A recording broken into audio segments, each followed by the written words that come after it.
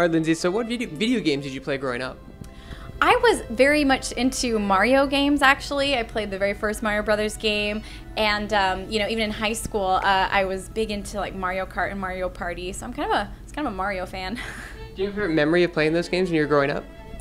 I just remember we were allowed to play for an hour a day if we wanted to as kids, and I remember like really soaking in that hour, and especially my sisters and I would like jump with it. You know, this was pre-Wii. Now you have to like move around, but I think everyone can relate to that, like jumping around trying to play the game.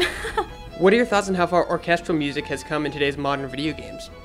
I think it's amazing. It makes it a little bit, it makes the arts and orchestra music, which is kind of considered like old school, it's bringing it to the forefront again and making it something that's very accessible to the minds of young kids even. What music has impressed you lately, like this year?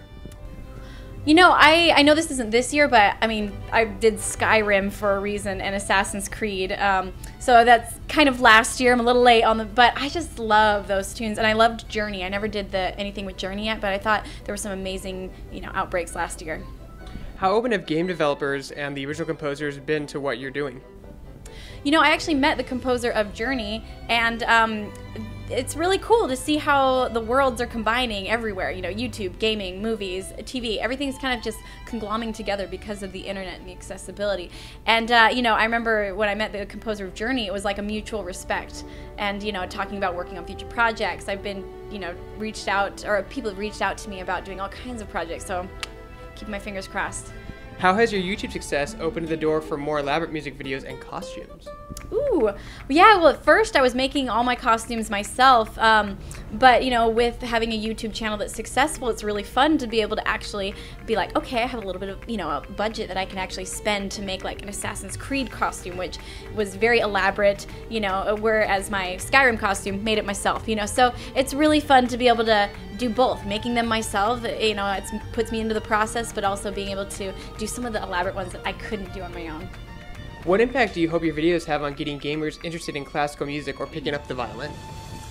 I think that is very interesting to me. I love it that at my concerts, a lot of times I'll meet people that come, to the show for the meet and greets, and they say how often, oftentimes they'll say, "Oh, I picked up the violin because of you," and that is the biggest compliment I could ever get as a musician. Why do you think we've seen such an interest in video game music and video game music live tours like Nintendo has done recently with Video Games Live and continues to do, plus your own tour?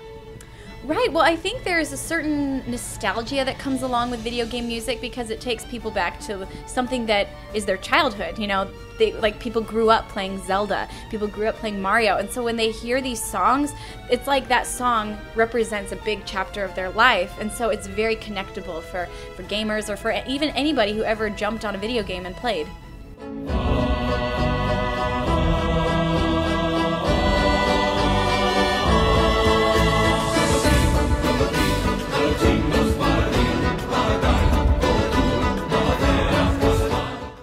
How did you first come up with the idea to blend your own musical talent with video games and dance? Like I said, I played a little, played some as a kid, but also I kept hearing that I looked kind of like a little, elf, and I thought, or even people told me, you look kind of like you could be like a Link, and so I thought to myself, well, I love dress up, I love this music, and I'd played the games a little bit, so I decided I would, and Utah's beautiful, so I decided I'd jump around the woods and make my own medley of music. Now, were you into cosplay before making video game costumes for these videos? No, it's a newfound hobby. I've always loved playing dress up, but I just tell you, video games have the best costumes. So I have so much fun, and I'm so glad that I did kind of fell into this by accident. How challenging is it to play the violin and dance in costume on location in the snow like you did for Skyrim? I'm not gonna lie, it's kind of miserable in the moment. I always have to smile and look happy.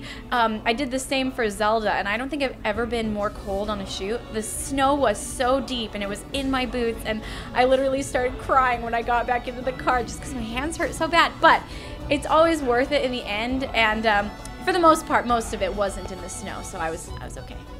How do you go about choosing which game music to adapt for YouTube? I take a lot of requests. I also look a lot into what's happening. You know, like I did the Zelda one right before Skyward Sword was released, and then also the Skyrim theme. Just that one was a lot of people were requesting it, and I met Peter Hollins and was like, okay, this is kind of a no-brainer. These two would work together perfectly. So it depends a lot on like what I like, but also, you know, like Assassin's Creed, what's coming out, what are my fans going to be excited about?